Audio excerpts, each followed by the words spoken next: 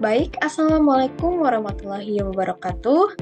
Perkenalkan, saya Rizka Putri Januarisma Wijaya dengan NIM 13056240406 dan juga bersama rekan saya Suyeni Maisha Lena dengan NIM 13056240464 dari Program Studi Matematika Universitas Negeri Jakarta. Di sini kami akan menjelaskan mengenai salah satu materi vektor, yaitu gerak melengkung dan hukum Kepler pergerakan planet. Yang akan saya jelaskan yaitu gerak melengkung atau curvilinear motion. Misalkan sebuah titik bergerak di ruang 3 dimensi. Posisi titik itu dinyatakan dengan X sama dengan Ft, Y sama dengan Gt, dan Z sama dengan Ht. Maka vektor posisi di titik tersebut RT sama dengan FTI ditambah GTJ ditambah HTK. Vektor ini menunjuk dari titik asal 0,0,0 menuju posisi benda pada waktu T. Ketika T berubah, ujung vektor RT berpindah dan membentuk sebuah kurva di ruang. Gerak titik sepanjang kurva ini disebut gerak melengkung atau curvilinear motion. Yang pertama, kecepatan sebagai turunan pertama. Nah, biasanya kecepatan disimbolkan sebagai Vt. Untuk kecepatan memakai turunan pertama dari rumus umum yang tadi.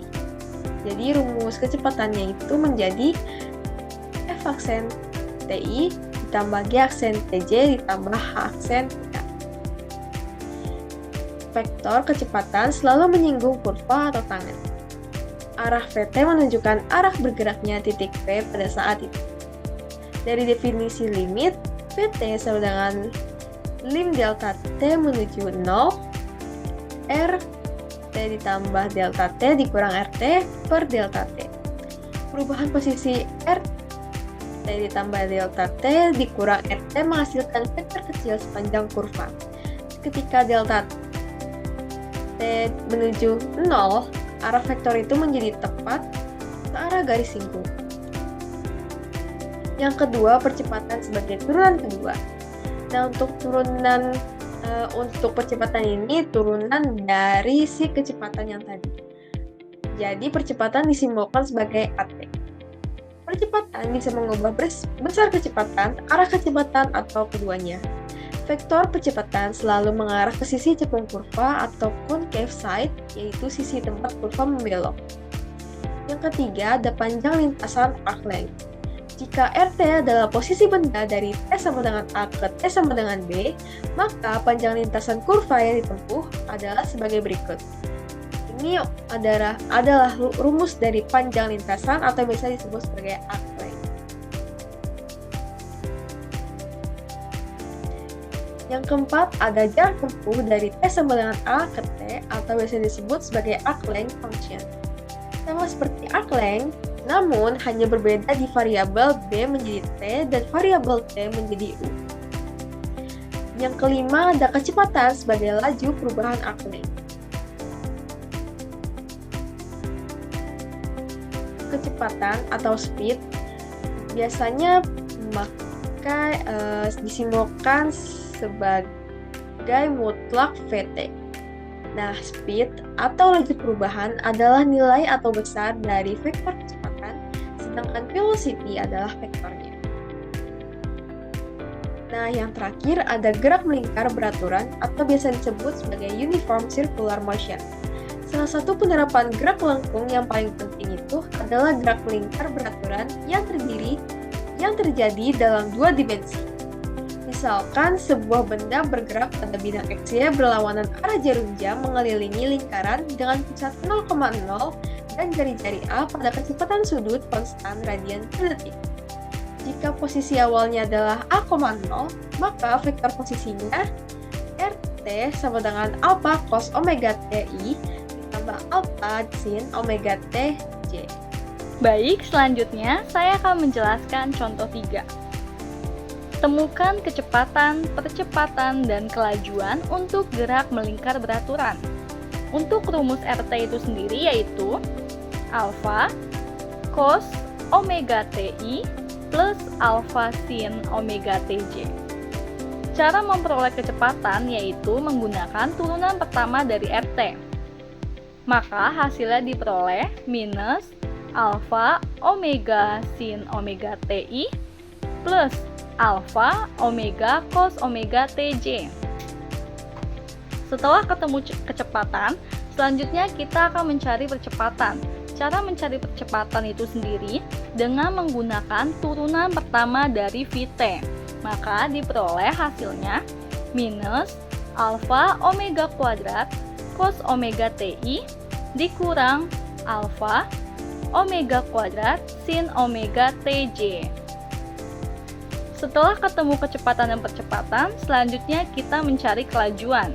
Maka akar dari minus alfa omega sin omega T dikuadratkan ditambah alfa omega cos omega T dikuadratkan. Maka hasilnya diperoleh akar dari alfa kuadrat omega kuadrat dalam kurung sin kuadrat omega T plus cos kuadrat omega T. Maka hasil yang diperoleh dari kelajuan yaitu alfa omega. Jadi, jika kita memandang vektor A sebagai vektor percepatan yang ditempatkan pada posisi objek di titik P, maka vektor A selalu mengarah tepat menuju titik asal dan juga tegak lurus terhadap vektor kecepatan V.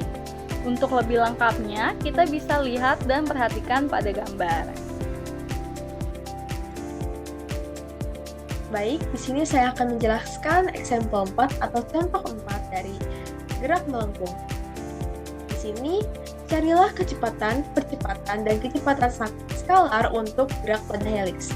Pasti udah pada tahu nih, gimana sih bentuk helix.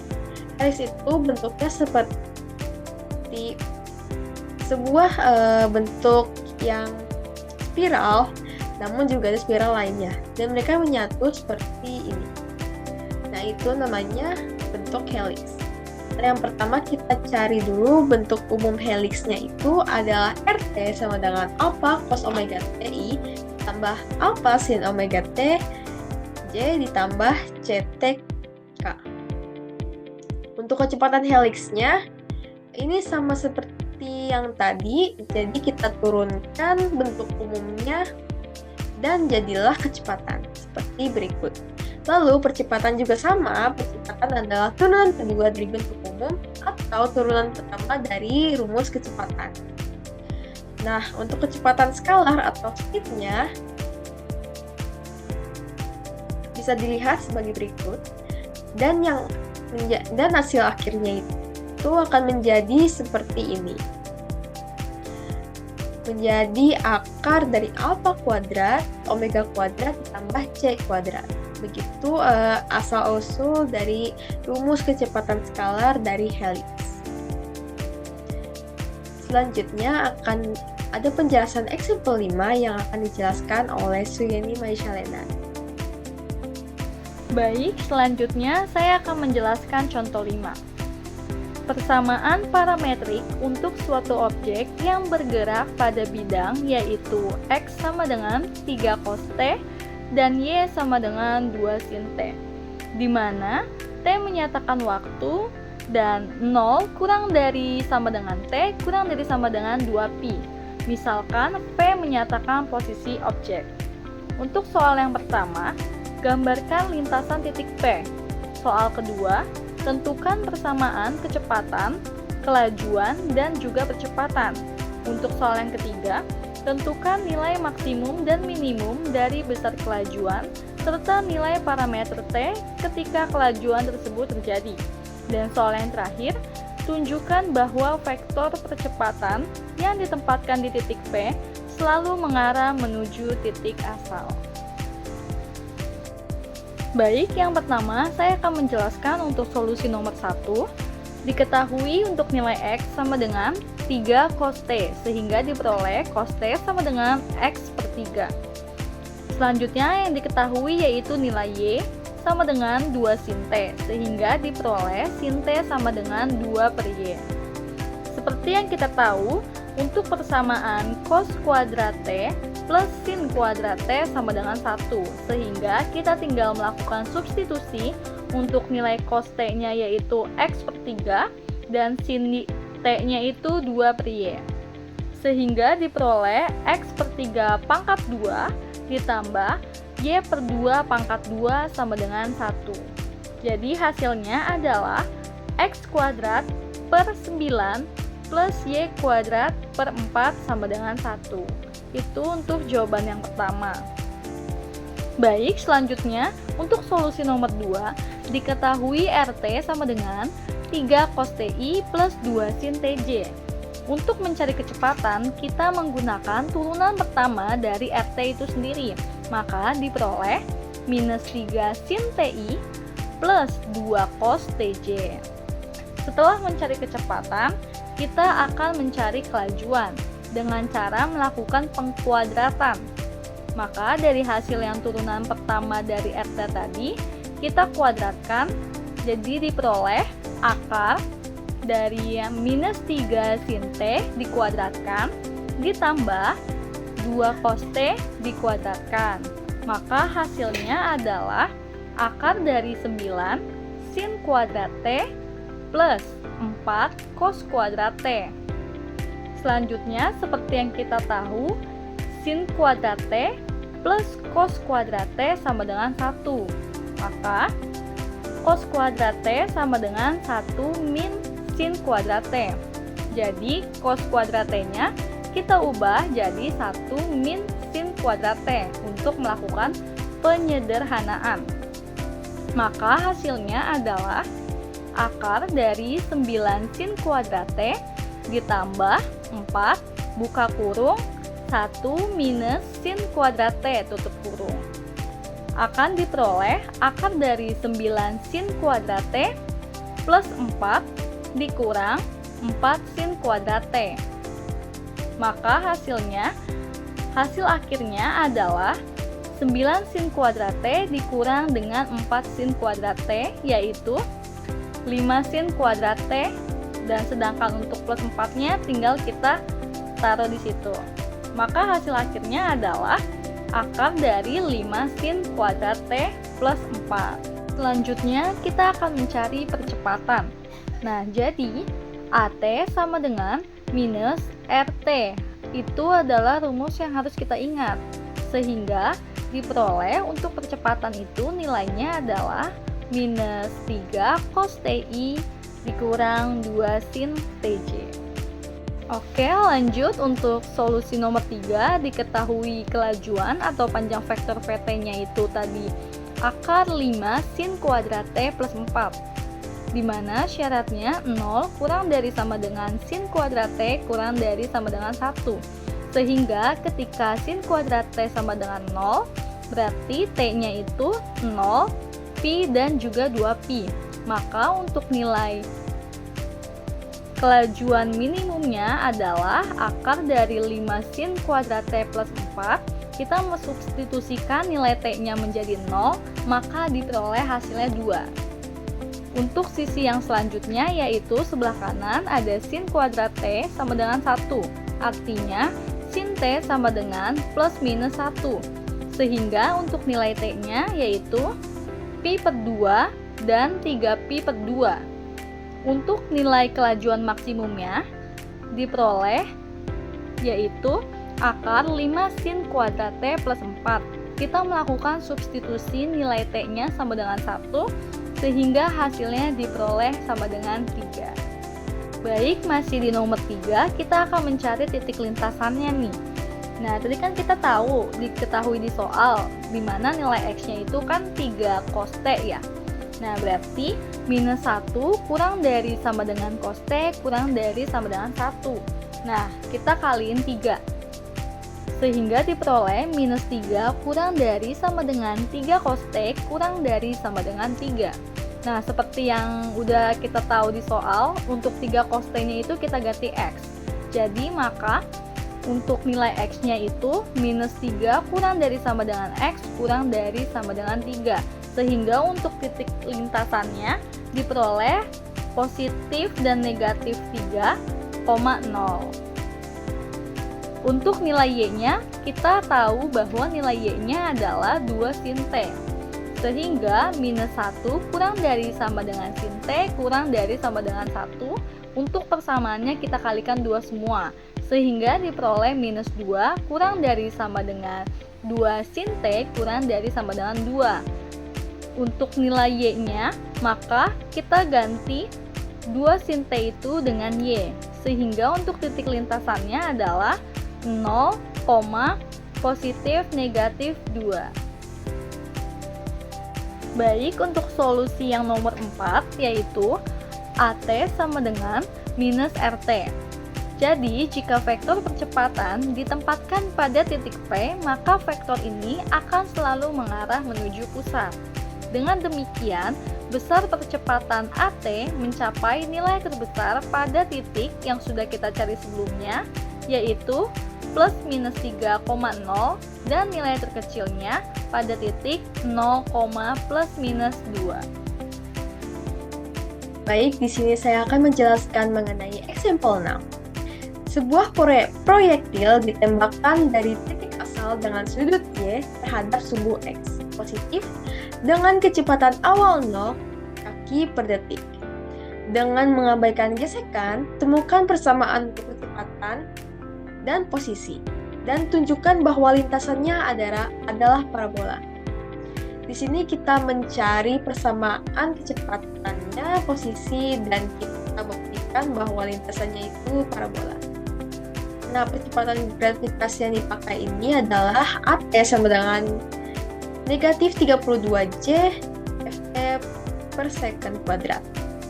Kondisi awalnya ini adalah R0 sama dengan 0 dan V0 sama dengan V0 cos theta I ditambah V0 sin theta J.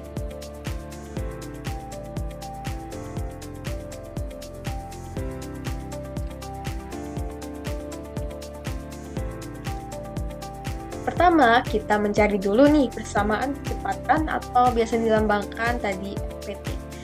Nah, cara mencarinya itu kita integralkan AT tadi.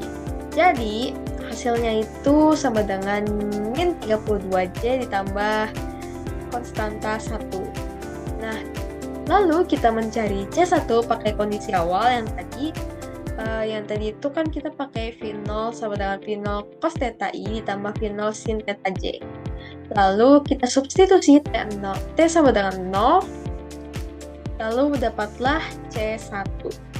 Nah, C1-nya ini sama dengan V0 cos theta I ditambah V0 sin theta J. Nah, jadi persamaan kecepatannya ini sebagai berikut. Vt sama dengan V0 cos theta I ditambah V0 sin theta dikurang 32 TJ. Lalu berikutnya ada persamaan dari posisi atau bisa disebut RT. RT sama dengan integral dari Vt. Nah, langsung saja kita buat integralnya. RT sama dengan integral V0 cos theta I ditambah V0 sin theta dikurang 32 TJ. Lalu akan mendapatkan hasil V0 cos theta TI ditambah V0 sin theta T dikurang 16T kuadrat J ditambah konstanta 2. Nah, kita kayak tadi nih, mencari C2 pakai kondisi awal. Nah, R0-nya ini kan sama dengan 0. Lalu substitusi T sama dengan 0 yang akan menghasilkan C2 sama dengan 0. Jadi persamaan posisinya yaitu sudah dapat yang tadi RT, namun C2-nya hilang karena C2 sama dengan 0. Jadi persamaan posisinya adalah RT sama dengan V0 cos theta TI ditambah V0 sin theta T dikurang 16T kuadrat J. Nah, di sini kita akan membuktikan lintasan parabola. Kita membuat persamaan. Jadi, pertama-tama kita buat dulu persamaan T dari komponen XT. Tadi komponen XT-nya itu X sama dengan V0 cos theta T. Lalu kita buat persamaan T-nya menjadi seperti ini. T sama dengan X per V0 cos theta. Lalu substitusi T-nya ini ke persamaannya lalu disederhanakan. Jadi ini langsung disubstitusi aja yang akan menghasilkan hasil seperti ini. Lalu kita sederhanakan menjadi tan theta x dikurang 16 x kuadrat per v 0 kuadrat cos kuadrat theta. Nah, 16 ini kan sama dengan 4 per 1 kuadrat. Nah, jadi kita dapat nih persamaan parabola y sama dengan tan theta x dikurang 4 per v 0 kuadrat cos kuadrat theta dikali x kuadrat. Jadi ini adalah persamaan parabola dan ini terbukti kalau bentuk lintasannya itu parabola. Selanjutnya ada example 7 yang akan dijelaskan oleh Suyeni Malaysia Lena. Baik, selanjutnya saya akan menjelaskan contoh 7 di mana ada soal sebuah bola baseball dilempar dengan kecepatan awal 75 mil per jam, setara dengan 110 feet per second, pada sudut 1 derajat di atas horizontal, ke arah sumbu X positif. Ketinggian awal 8 kaki. Selain gravitasi, ada percepatan tambahan sebesar 2J arah positif Y, dan gravitasi minus 32K arah vertikal ke bawah. Yang ditanya adalah posisi bola saat komponen X sama dengan 60,5 feet. Untuk solusinya, kita punya vektor posisi awalnya diketahui R0 sama dengan 8K, dan vektor kecepatan awal adalah V0 sama dengan 110 cos 1 derajat I plus 110 sin 1 derajat K. Untuk vektor percepatannya adalah AT sama dengan 2J dikurang 32K. Langkah yang pertama yaitu kita mengintegralkan percepatan. PT sama dengan integral dari AT dt sama dengan integral dari 2J minus 32K dt, sehingga diperoleh untuk hasil integralnya yaitu 2TJ dikurang 32TK plus C1. Lalu kita substitusikan untuk V0-nya sama dengan 2 dikali 0 J dikurang 32 kali 0K plus C1. Artinya V0 sama dengan C1.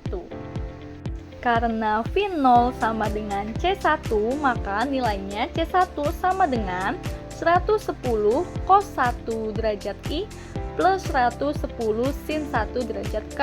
Sehingga untuk nilai VT-nya sama dengan 2TJ dikurang 32TK plus C1 sama dengan 2TJ dikurang 32TK plus 110 cos 1 derajat I plus 110 sin 1 derajat K, sehingga hasil akhirnya akan memperoleh 110 cos 1 derajat I plus 2TJ plus buka kurung 110 sin 1 derajat dikurang 32T tutup kurung K. Langkah selanjutnya yaitu mengintegralkan vektor kecepatan yang udah kita temuin tadi nih.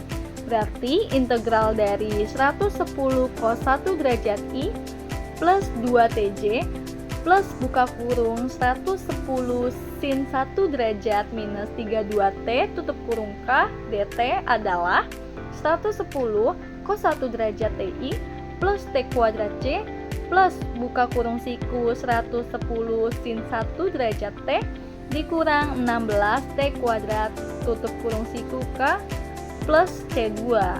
Nah, ketika kita substitusiin nilai T-nya sama dengan 0, maka R0 sama dengan C2. Untuk soal yang ini, kita sebelumnya udah tahu nih untuk R0-nya kan 8K ya. Dan di sini diketahui R0 sama dengan C2, artinya R0 sama dengan C2 sama dengan 8K. Jadi kita tinggal melakukan substitusi. Untuk RT-nya sama dengan 110 cos 1 derajat TI plus T kuadrat C plus buka kurung siku 110 sin 1 derajat T dikurang 16T kuadrat tutup kurung siku K ditambah 8K. Maka untuk hasil akhirnya kita kelompokkan menjadi 110 cos 1 derajat TI plus T kuadrat C plus buka kurung siku 8 plus 110 sin 1 derajat T dikurang 16T kuadrat tutup kurung siku K. Jadi kita kelompokkan masing-masing. Selanjutnya, XT sama dengan 110 cos 1 derajat T, di mana nilai XT-nya diketahui di soal yaitu 60,5. Nah, tugas kita adalah mencari nilai T-nya. Cara mencari T-nya yaitu dengan membagi 60,5 dengan 110 cos 1 derajat. Sehingga untuk T aproksimasinya yaitu 0,55008 second. Lalu kita substitusikan nilai T-nya ke persamaan RT yang tadi nih.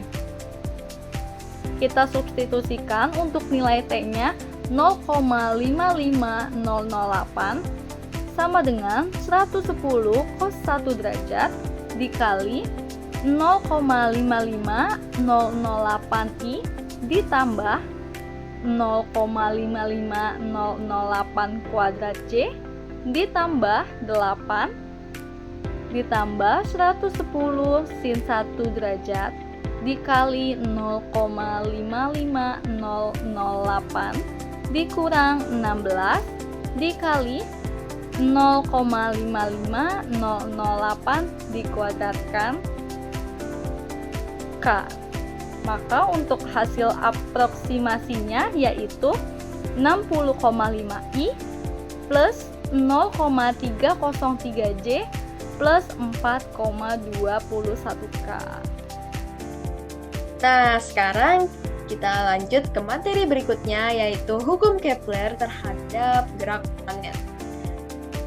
Nah, di sini kita ada penemu yang bernama Kepler. Nah, beliau menemukan 3 hukum gerak planet yang disebut hukum Kepler.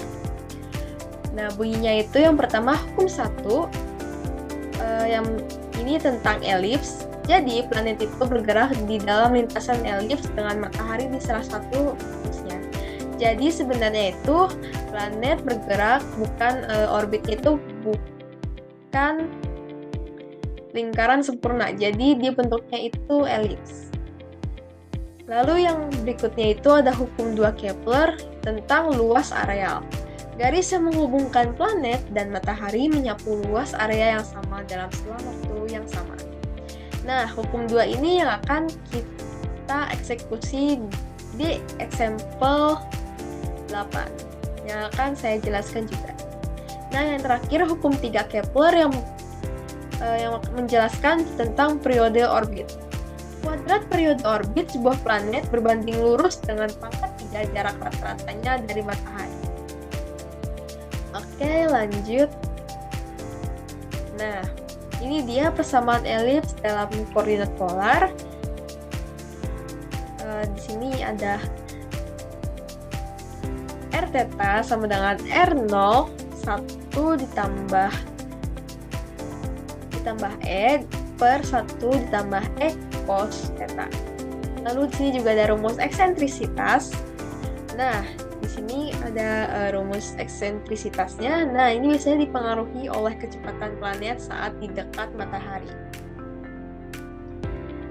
Oke, di sini ada example 8 yaitu contoh dari hukum Kepler tadi. Nah, yang pertama ini menurunkan hukum 2 Kepler dan tunjukkan kalau dA per dt itu konstan.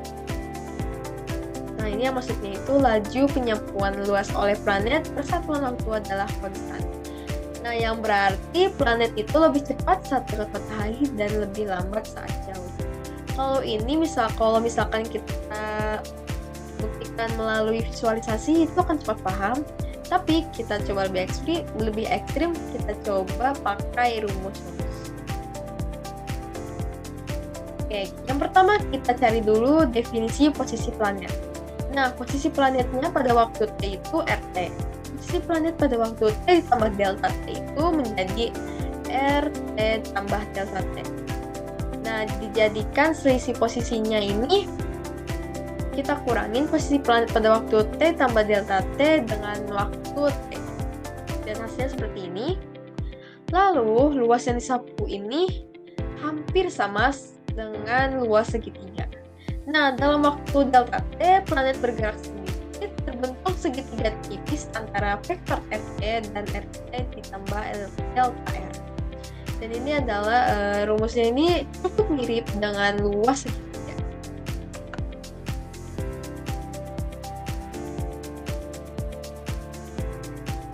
Nah, selanjutnya dibagi dengan delta T. Kalau misalkan saat delta T-nya 0, nah ini akan menjadi kecepatan seperti ini. Maka akan menjadi formula inti tentang penyapuan luas. Seperti ini. Jadi, ya ini benar-benar. Saya kira saya salah. Oke. Selanjutnya, masukkan gaya Newton. F sama dengan minus Gm M besar M kecil per RT pangkat 3 dikali RT. Dengan F sama dengan MA, yang lalu akan menjadi seperti ini. Nah, yang terakhir tinggal tinjau vektor. Di sini ada rumus HT sama dengan RT dikali R aksen T. Lalu hitung turunan HT yang akan ditemukan seperti ini. R aksen dikali R aksen itu sama dengan 0, vektor silang dua vektor yang sama itu sama dengan 0, R dikali R double aksen sama dengan 0, karena R aksen searah R, jadi hasilnya juga 0. Nah, maka dari itu D per DT buka kurung siku R dikali R aksen tutup kurung siku sama dengan 0, R dikali R aksen adalah konstan. Jadi terbukti ya kalau dA per dt ini adalah konstan. Selanjutnya ada eksempel terakhir, eksempel 9 yang akan dijelaskan oleh Meisha Lena. Kita akan lanjut ke contoh 9. Turunkan hukum Kepler ketiga. Dalam penurunan hukum Kepler ketiga ini, kita modelkan orbit planet sebagai sebuah elips. Matahari ditempatkan di titik pusat koordinat dan titik perihelion, titik yang paling dekat ke matahari yang terletak pada sumbu X. Terdapat beberapa titik penting yang digunakan, yaitu A pada perihelion, C pada sumbu mayor, dan B pada titik orbit yang tegak lurus dengan sumbu mayor. Untuk lebih lengkapnya dan lebih jelasnya, kita akan lihat di gambar. Nah, kita bisa lihat nih di gambar di mana jarak F aksen C itu sama dengan CF. F aksen C sama dengan CF. Itu nilainya adalah A. Sehingga kalau ditambah F aksen C ditambah CF sama dengan hasilnya itu 2A. Jadi dapat disimpulkan elips memiliki sifat bahwa jumlah jarak dari setiap titik pada elips menuju kedua fokus bernilai tetap, yaitu 2A, seperti yang udah dijelaskan sebelumnya. Dengan memanfaatkan sifat ini pada titik C dan B, serta menerapkan teorema Pythagoras, maka akan diperoleh nih hubungan penting antara sumbu mayor A, sumbu minor B, dan juga jarak H. Nah, selanjutnya kita bisa lihat di gambar nih, sama seperti sebelumnya di mana F aksen B nilainya sama dengan BF, yaitu senilai A. Jadi, F aksen B ditambah BF sama dengan 2A. Dengan memanfaatkan rumus Pythagoras, yaitu A kuadrat sama dengan B kuadrat plus C kuadrat, kita bisa memperoleh hubungan dari B, A, dan H. Untuk A-nya, kita ganti dengan F aksen B, sehingga F aksen B dikuadratkan sama dengan Untuk nilai B-nya, karena ini menggunakan Pythagoras, kita bisa lihat di gambar, H-nya itu diperoleh dari panjang yang sebelah sisi tinggi. Lalu ditambah C-nya itu adalah 2C, karena panjangnya sama yang bagian alas, jadi 2C dikuadratkan. Sehingga hasilnya itu nanti F aksen B dikuadratkan sama dengan H kuadrat ditambah 2C dikuadratkan. Nah, seperti yang kita tahu tadi kan F aksen B plus BF sama dengan 2A. Maka F aksen B itu sama dengan 2A min BF. Sama dengan 2A min H. Karena BF itu adalah H. Jadi kita substitusikan FB ini diganti dengan 2A min H. Lalu dikuadratkan sama dengan H kuadrat plus 2C dikuadratkan. Maka hasilnya adalah sisi yang sebelah kiri yaitu 4A kuadrat dikurang 4AH ditambah H kuadrat. Sama dengan untuk sisi yang sebelah kanan H kuadrat ditambah 2C dikuadratkan. Nah, selanjutnya berarti kita H kuadrat dikurang H kuadrat berarti kan habis. Selanjutnya itu 4A kuadrat dikurang 4AH sama dengan 4C kuadrat, itu sisanya. Selanjutnya kita sama-sama bagi 4 nih, sehingga diperoleh A kuadrat dikurang AH sama dengan C kuadrat. Dimana sama dengan A kuadratnya itu sama dengan AH plus C kuadrat. Lalu karena A kuadrat dikurang C kuadrat itu sama dengan B kuadrat, maka diperoleh B kuadrat sama dengan AH. Selanjutnya, saat planet berada di titik B dan sudutnya theta sama dengan pi per 2, maka menggunakan hukum Kepler pertama, yaitu H sama dengan R pi per 2 sama dengan R0 buka kurung 1 plus E tutup kurung per 1 plus E cos pi per 2 sama dengan 1 per GM buka kurung 2 dA per dt tutup kurung dikuadratkan. Misalkan T menyatakan periode planet selama 1 kali orbit mengelilingi matahari, luas sebesar pi AB tersapu, laju rata-rata penyapuan area tersebut adalah pi AB per T. Namun, karena dA per dt bernilai konstan sesuai hukum Kepler kedua, maka dA per dt sama dengan pi AB per T. Sehingga diperoleh untuk rumus T-nya sama dengan pi AB per dA per dt. Nah, ketika T-nya kita kuadratkan, maka pi AB per dA per dt juga kita kuadratkan. Sehingga hasilnya diperoleh pi kuadrat A kuadrat B kuadrat per dA per dt kuadrat. Berarti hasilnya T kuadrat sama dengan pi kuadrat A kuadrat AH. Jadi B kuadrat yang tadi kita ganti dengan AH per dA per dt dikuadratkan. Sehingga diperoleh hasilnya yaitu pi kuadrat A pangkat 3 dikali 1 per GM dikali 2 dA per dt dikuadratkan per dA per dt dikuadratkan. Jadi nilai H itu kita ganti dengan 1 per GM dikali 2 dA per dt kuadrat.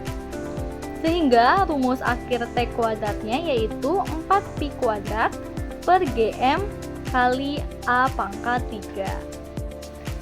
Jarak terdekat planet dari matahari adalah A min C, dan jarak terjauhnya adalah A plus C.